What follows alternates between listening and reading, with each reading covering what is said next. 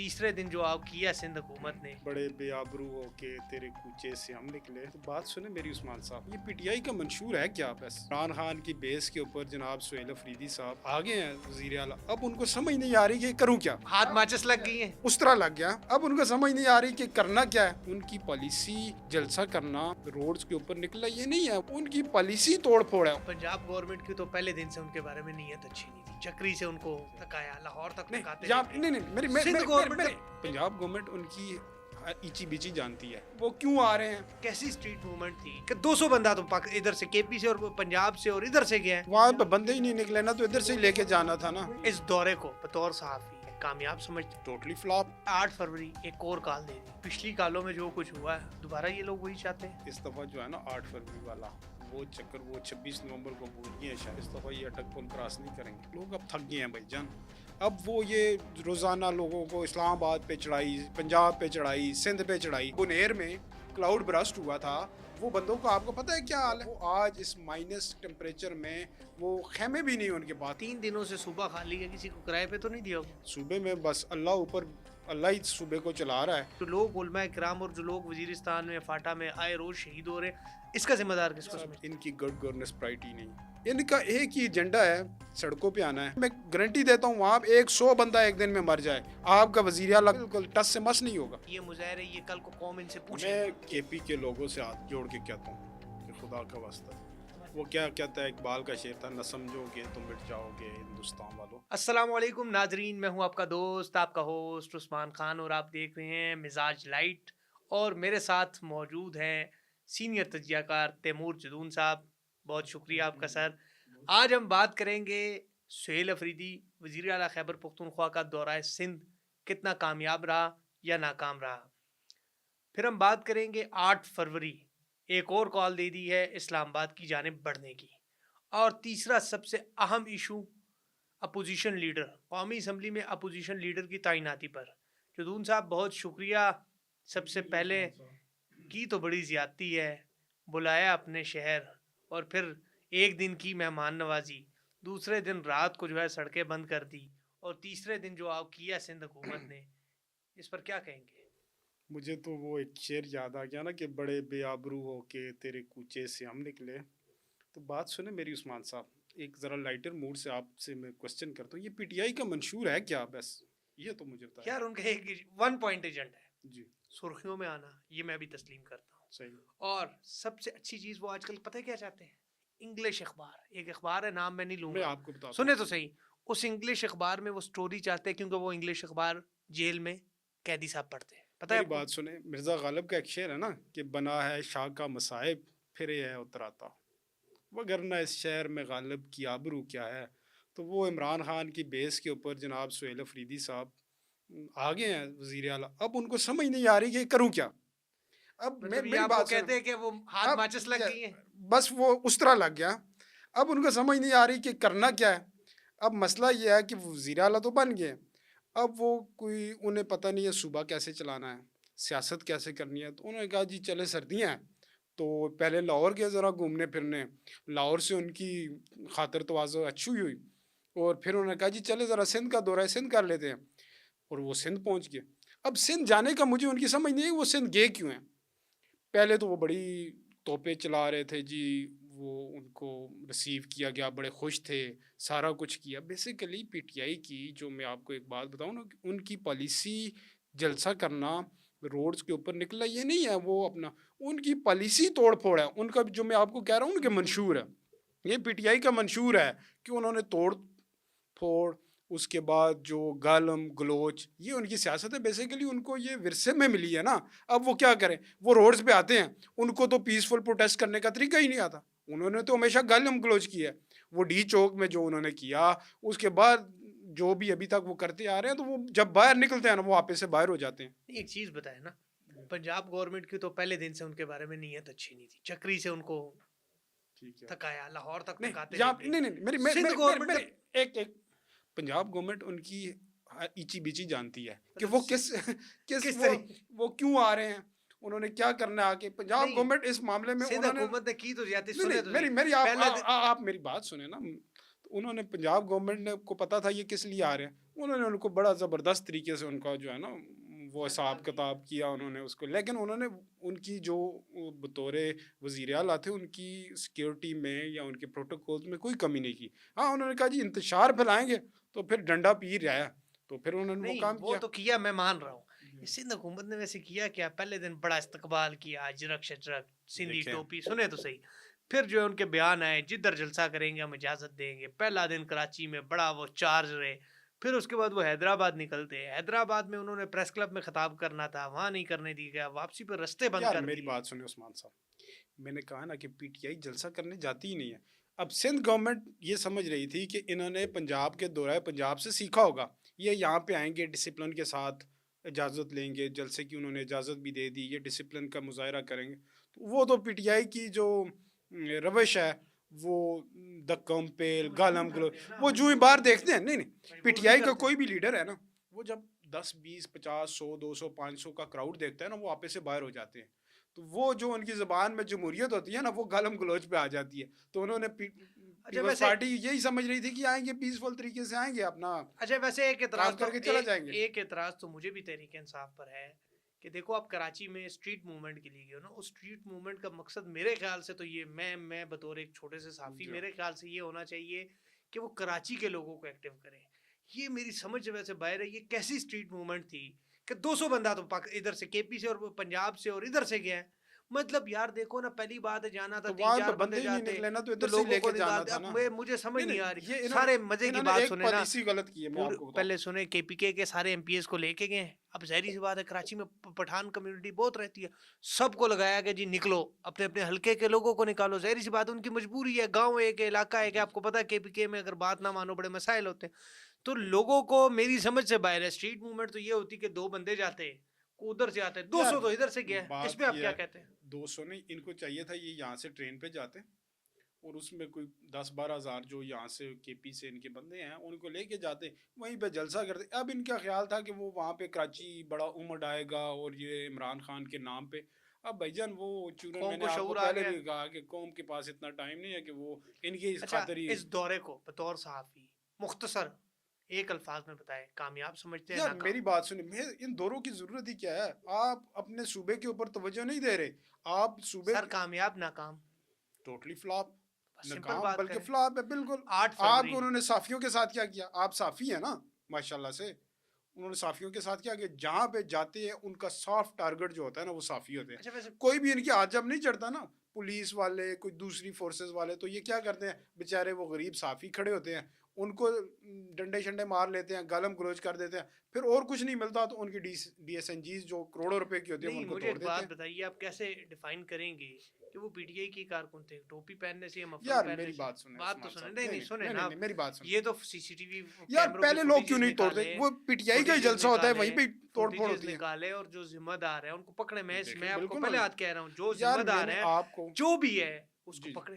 बिल्कुल गिरफ्तार पकड़ना करे, चाहिए उनके इसी खिलाफ तरह, कार्रवाई करे। बिल्कुल मगर करना चाहिए। ये चीज तो जब तक क्लियर नहीं होती, किसी पर इल्जाम नहीं लगाने चाहिए। बहरहाल जो कुछ हुआ है गलत हुआ है, मैं कोई वो बात नहीं करता, मगर इन जिम्मेदारों को पकड़ना चाहिए। यार जिस सूबे पकड़े, से अब सिंध पंजाब से हुकूमत होके आए पकड़े हैं, ना। पंजाब के प्रेस क्लब्स, पंजाब की यूनियंस ने इनके खिलाफ मुजम्मती बयान जारी किए हैं। उन्होंने कहा जी कि हमारे जो साफ़ी थे उनके साथ बदतमीज़ी की, उनको हमारा, अभी वो कराची गए हैं, कराची में भी उन्होंने यही हाल किया। इस्लामाबाद आते हैं तो आप लोग इनके जलसों में जाते हैं ना, कितना वो आपके साथ कैसे पेश आते अच्छा हैं? मुझे ये बताया, 8 फरवरी एक और काल दे देगी। पिछली पिछली कालों में जो कुछ हुआ है, दोबारा ये लोग वही चाहते हैं। मेरी बात सुने, अब इस दफ़ा जो है ना 8 फरवरी वाला वो चक्कर, वो 26 नवंबर को भूल गए हैं शायद, ठीक है। मैं आपको एक बात बताऊं, इस दफ़ा ये अटक पुल क्रॉस नहीं करेंगे। ये आप बड़ी बात कर रहे हैं, अगर अटक पुल क्रॉस कर लिया तो? अब एक तो इनके साथ बंदे निकलने नहीं हैं, वो जो ये समझ रहे हैं कि बड़ा क्राउड आएगा, लोग अब थक गए हैं भाईजान। अब वो ये रोज़ाना लोगों को इस्लामाबाद पे चढ़ाई, पंजाब पे चढ़ाई, सिंध पे चढ़ाई, और खुदा के बंदो, प्लस वो जो आपका बुनेर में क्लाउड ब्रस्ट हुआ था, सैलाब आया था, वो बंदों को आपको पता है क्या हाल है? आप ज़रा जाए ना, अपने कैमरास वगैरह लेके जाए, उनका क्या हाल है। वो आज इस माइनस टेम्परेचर में, वो खेमे भी नहीं उनके पास, वो बेचारे कभी स्कूलों के बरामदों में सो रहे हैं, अच्छा कभी मजे की बात मसाजिद है, में सो रहे हैं। उस हल्के का एमएनए तो पता है उधर कौन क्यों है? नहीं तवज्जो दे रहे? एमएनए पता है कौन है? जी पार्टी चेयरमैन जी बैरिस्टर गौहर का अपना बैरिस्टर हल्का है। तो वो वहां पे और तवज्जो मजे की, देना। मैं गया हूँ बुनेर में गया हूँ और मैंने विजिट भी किया था, यकीन करे हुकूमत उनकी, पार्टी चेयरमैन वहां का, और जी वो जी सिर्फ फोटो सेशन के लिए आए थे और चले गए थे। वहां पर एक तो ही फर्क सूबे था पे इनका एक भी मिनिस्टर नहीं है, ये यार, जितने ये इन्होंने, तो मेरी बात सुने उस्मान साहब, जितने इनके मिनिस्टर्स हैं ना, उनको ये वो आंकते हैं ना, हम क्या कि सबको आगे लगाया, पीछे इनका बड़ा वजीर होता है जो वजीर आला है, वो इनको सबको धकेलता है जी, चलो जी जहाज भरें अच्छा सिंध वैसे पहुंचाए, सुबह चलो जी गाड़ियां भरे सुबह पंजाब। 3 दिनों उधर से क्यों इनको मौत ती, पड़ती है ती, जाते हुए? ये क्यों नहीं जाते उधर 3 दिनों से बुनेर में, क्यों नहीं जाते और बाकी जगहों पे जहाँ पे लोगों को इनकी जरूरत है वहां क्यों नहीं जाते? 3 दिनों से सुबह खाली है, किसी को किराए पे तो नहीं दिया हुआ? सूबे में बस अल्लाह ऊपर, अल्लाह ही सूबे को चला रहा है, तो बाकी तो मैं उस सूबे से आज सुबह से आया हूँ एबटाबाद से। एक मुझे एक जगह एक सरकारी दफ्तर जाना पड़ा, तो वो मैं जब देखा तो बस अब मैं क्या कहूँ कि वहाँ के क्या हालात थे। वैसे एक बात तो सच है और है भी कड़वी, सूबे में जो गवर्नर्स के हालात है, 2 रोज कबल वाना में एक और आलमदीन शहीद हो गए। जी तो इसकी जिम्मेदार ये, वो कहते हैं ना, सूबे का जो हुक्मरान है, जो चीफ एग्जीक्यूटिव है, वो एक एक चीज का हिसाब जवाबदेह है। तो इन ये जो लोग उलमा इकराम और जो लोग वजीरिस्तान में फाटा में आए रोज शहीद हो रहे हैं, इसका जिम्मेदार किसको यार समझते हैं? उस्मान साहब, इनकी गुड गवर्नेंस प्रायोरिटी नहीं, ठीक है, ये आप भूल जाएं कि आपके साथ कोई नाइंसाफ़ी होगी केपी में, तो केपी गवर्नमेंट कोई हरकत में आएगी, वहाँ पे एक नहीं 100 बंदा मर जाए ना, इनके जो है ना वो कान पे जू तक नहीं बुनेर में यही रेंगती कुछ हुआ जी। ना। इनको क्या तकलीफ है? इनका एक ही एजेंडा है, सड़कों पे आना है, गालम गलोच देनी है, लोगों को मारना है, बस ये, इसके अलावा ये क्या करते हैं? अच्छा 8 आप एक बंदे की बात करें, मैं गारंटी देता हूँ वहाँ पे 100 बंदा एक दिन में मर जाए, आपका वजीर आला वो उसको बिल्कुल टस से मस नहीं होगा। नहीं तो 8 फरवरी को अगर ये आते हैं तो मुझे सिर्फ ये बताएं, भागेंगे या दोबारा या नहीं? यार बात सुने, इन्होंने जितनी भी अभी तक प्रोटेस्ट किया, क्या अचीव किया? 2014 से देख लेना, आए 126 दिन बैठे, क्या अचीव किया?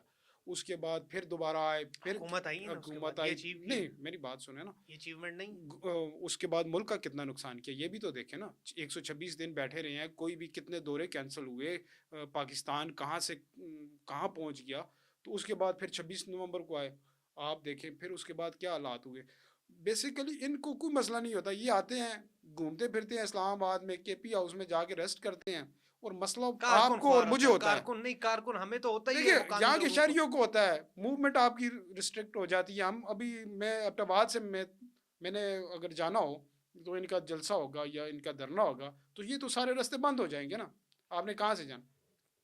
अब 8 फरवरी एक और इम्तिहान है, देखते हैं तहरीक इंसाफ देखिए इस जी, ये इम्तिहान में मैं पास आपको होती है या नहीं। मैं मेरे ख्याल आपको से ये इनको वक्त नहीं है, मैं बता ये रहा हूँ, वक्त नहीं है कॉल देने का, मेरी राय ये है। ये मुकम्मल फेल होगा। उसके बाद इमरान खान साहब फिर एक नया वज़ीर आला मुंतखब करेंगे, ये भी मैं आपको तजर्बे एक खबर दे रहा हूँ। तजर्बे जी जी, एक और वज़ीर आला आएगा, उसने फिर इस तरह की कॉल देनी है, और वो फिर 8-9 महीने इस तरह आवाम को डुगडुगी मतलब के सूबे में ऊपर हमारा नचाएगा। सूबा तजर्बेस्तान है। जी जी, उसके बाद फिर वो 6 महीने के बाद देखिए, आपने तजर्बे ही किया ना अभी तक केपीके में अच्छा क्या हुआ? एक मजे की और बात है, आज आप इनको कौन के परवेज खटक वजीर आला था उसने ये किया, या महमूद खान वजीर आला था, पता परवेज क्या खटक कहता ने है? सबसे ज्यादा नहीं, डिलीवर किया। सुने तो सही ना, ये क्या कहते हैं, वो तो अब हमारी पार्टी में नहीं है। और भाई पार्टी में है या नहीं, जी मेरा सवाल ये नहीं है, था तो आपका ना, अब इसी नहीं तरह है तो इसका क्या मतलब है? वो एहतसाब किसके जिम्मे में जाता है? पार्टी के यहाँ जिम्मे पे में नहीं जो जाता। बंदा जिसके पास सीट होती है वो, अब एक और मैं बात बताऊं, मुझे फिर भूल जाएगी।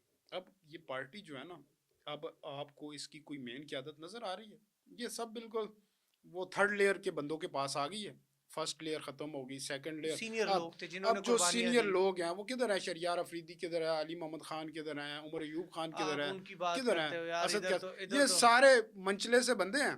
एक उसके हाथ में उन्होंने वजारत आला का कलम दिया हुआ है, पीछे उसके साथ वो भी लाइन है, वो मीना खान अफरीदी, वो शफी जान, वो सारी ये अच्छा मजे की लाइन है बात, ना। अब शफी वो जान से सब भी बंदा बस पूछे, वो भाई धरनों अल्लाह ने के आपको ऊपर, इज्जत दे गानों दी के है। ऊपर, मुजाहिरों के ऊपर खुश होने वाले हैं। मेरा तो इन उनका क्या सबसे तजर्बा है मेरा हुकूमत तो इनसे चलाने एक का? सवाल है, अल्लाह ने आपको इज्जत दी है, मैं एक बात मानता हूँ, इन जी सबको अल्लाह ने इज्जत दी है ना, इस मुकाम तक पहुंचे, उहदे तक, इसका डिलीवर करे, अपने हलकों में जाए, लोगों को फायदे दे, ताकि कल को लोग याद करें। ये बाहर निकलना, ये मुजाहरे, ये कल को कौम इनसे पूछेगी। मैं केपी ये मैं के आपको बता दूं, केपी के लोगों से हाथ जोड़ के कहता हूँ कि खुदा का वास्ता है, समझ वो जाओ। क्या कहता है, इकबाल का शेर था, न समझोगे तो मिट जाओगे हिंदुस्तान वालों। तो ये केपी वालों से है कि खुदा का वास्ता है कि अगली जब समझ क़यादत जाओ। आपने करनी है ना, तुम बराए मेहरबानी कोई तजर्बा ना करें, तो इनसे जान छुड़वाएं। सर जी अब क्या कहें, मैं फिर वही बात कर रहा हूँ कि अल्लाह ने इज़्ज़त दी है, इनको उस इज़्ज़त की लाज रखना नहीं आ रही। खैर, अपोजिशन लीडर की तरफ, अपने आखिरी एजेंडे की तरफ जाते हैं। जी जी। अपोजिशन लीडर की तकर्री, तहरीक इंसाफ तो इल्ज़ाम हुकूमत पर लगाती रही है कि हुकूमत जी अपोजिशन लीडर नहीं लगा रही, जी अपोजिशन लीडर नहीं लगा रही। अब आपको ज़रा असल हकीकत भी बताया ना, अपोजिशन लीडर क्यों नहीं लगा बड़ा रहे। इंटरेस्टिंग आपने सवाल किया, और मैं जवाब भी बड़ा इंटरेस्टिंग दूंगा कि अवाम को नहीं पता हुआ क्या। अब उमर अयूब साहब नायल हो गए। जो ही नायल हुए, उन्होंने फौरी जाके पेशावर हाई कोर्ट में कोर्ट चले गए, स्टे ले लिया। वहां पे अपनी बेगम को इलेक्शन भी लड़वा इलेक्शन भी दिया। लड़वा लिया। अब वो एक तीर से दो शिकार कर चार रहे थे। शिकार करना चाह रहे थे, दो नहीं। एक तो उन्होंने कहा कि जब मेरी बेगम यहाँ से जीत जाएगी तो मैं जाके स्टे वहां से ऑर्डर स्टे वापस ले लूंगी। गेट करवा लूंगा। तो मोहतरमा असम्बली में जाएंगी तो पार्टी के अंदर मनूवरिंग करने के तो वो माहिर हैं, तो वो करके उसको अपोजिशन अपोजिशन लीडर लीडर बनवाएंगे। बना लेंगे, सीट भी अपने हाथ आ जाएगी। अब वहां पे कुछ उलट हो गया, वो बाबर नवाज वहां से दाल नहीं इलेक्शन गली। जीत गए। अब जो इलेक्शन जीत गए तो उन्होंने कहा अच्छा, वो तो है ना कि मैंने स्टे लिया हुआ है। अब स्टे में ये होता कि पेशावर हाई कोर्ट अगर फैसला कर देती है इनके हक में, तो ये बतौर अपोजिशन लीडर बहाल हो बहाल जाते। हो जाए। अब वहां पे इलेक्शन भी लड़ लिया, तो यहाँ पे अदालतों का सहारा भी ले लिया कि जी ठीक है, इधर से हार गए तो अदालत से फैसला आ जाएगा, तो मैं दोबारा अपोजिशन लीडर बन जाऊंगा। अब वो लोगों को ये बता रहे थे कि जी अपना गवर्नमेंट या स्पीकर साहब जो है वो हमारा अपोजिशन लीडर जो है उसको उसका नोटिफिकेशन नहीं कर रहे। अब स्पीकर साहब ने आज के इजलास में बता दिया, उन्होंने कहा जी मैंने तो 4 दफ़ा लेटर लिखे आमर डोगर साहब को जो चीफ व्हिप है, कि आप वहाँ से अपने केस का जो डिसीजन है या उसको केस वापस लें, या अनटल और अनलेस केस के डिसीजन तक रुक जाएं। अब उधर से केस भी किया हुआ है, साथ साथ अवाम को बेवकूफ़ भी बना रहे हैं। अब जो केस वापस लिया तो कल इनकी नॉमिनेशन हो जानी और परसों इसका नोटिफिकेशन हो जाना। इस बात में मैं आपसे बिल्कुल इत्तेफाक करता हूँ और पीटीआई के कारकुनों को भी ये बताना चाहता हूँ कि तहरीक इंसाफ हमेशा डबल गेम करती है। कोर्ट गई है, इधर इल्ज़ाम लगा रहे हैं जी अपोजिशन लीडर नहीं लग रहा, नहीं लग रहा। मैंने भी कई दोस्तों से अच्छा, असम्बली में आपको एक बात बात की। बताऊं। अब आपने अपोजिशन लीडर की बात की ना, महमूद अचकजई साहब बतौर अपोजिशन लीडर 6 महीने टिकने वाले नहीं है। क्यों, अब वजह? वजह यह है कि खान साहब नेगोशिएशन के ऊपर या इस जो मुज़ाकरात है इसके पूरे अमल के मुखालिफ हैं, और वो मुज़ाकरात करना नहीं ही नहीं चाहते। चाहते। अब जो महमूद खान अचकजई हैं या असद कैसर साहब हैं, इनका ये ख्याल था कि ये गवर्नमेंट के साथ एक ग्रैंड डायलॉग करेंगे। अब जो ये डायलॉग का प्रोसेस शुरू होना है ना, मैं 6 महीने तो क्या, ये 10 दिन के अंदर अंदर वो डायलॉग कमेटी भी टूटेगी, और इनका बतौर अपोजिशन लीडर भी बहरहाल इनको ये तो वापस अब लिया इमरान जाएगा। खान साहब ने मैंडेट इनको दे दिया, देखते हैं क्या होता है। मगर अपोजिशन लीडर के मामले पर तहरीक इंसाफ ने भी खूब चालें चली हैं। 4 दफ़ा स्पीकर ने ख़त लिखा, जिसके बाद असल में तहरीक इंसाफ के अंदर कुछ ग्रुप्स थे।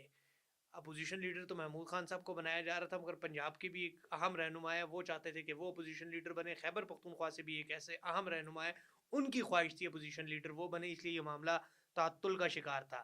जैसे ही पिशावर हाई कोर्ट से स्टे ऑर्डर वापस लिया गया और आमिर डोगर ने जो चीफ वेप है उन्होंने स्पीकर से मुलाकात की, स्टे ऑर्डर की कॉपी दी जिसको स्पीकर ने वेरीफाई करवाया, और उसके बाद अब अपोजिशन लीडर के शेड्यूल का ऐलान कर दिया है। कल 3 बजे तक का वक्त दिया गया है, और उसके बाद ही अपोजिशन लीडर का जो प्रोसेस है, एक जमहूरी और आइनी प्रोसेस है, उसको मुकम्मल किया जाएगा और नए अपोजिशन लीडर का इंतखाब कर दिया जाएगा। ये थी आज की तमाम वो अहम खबरें जिनसे आपको आगाह करना बड़ा लाजमी था। अगले पॉडकास्ट तक के लिए हमारा इंतज़ार कीजिएगा। मुझे और तैमूर जदून अगला साहब। पॉडकास्ट जो होगा वो उसका बिल्कुल आपको एक बहुत बड़ी खबर देंगे उसमें, चले तीन देखते दिन हैं जी, बाद 3 दिन बाद देखते हैं। मुझे और जदून साहब को इजाज़त दें, थैंक यू। फिर मुलाकात होगी। अल्लाह देंगे।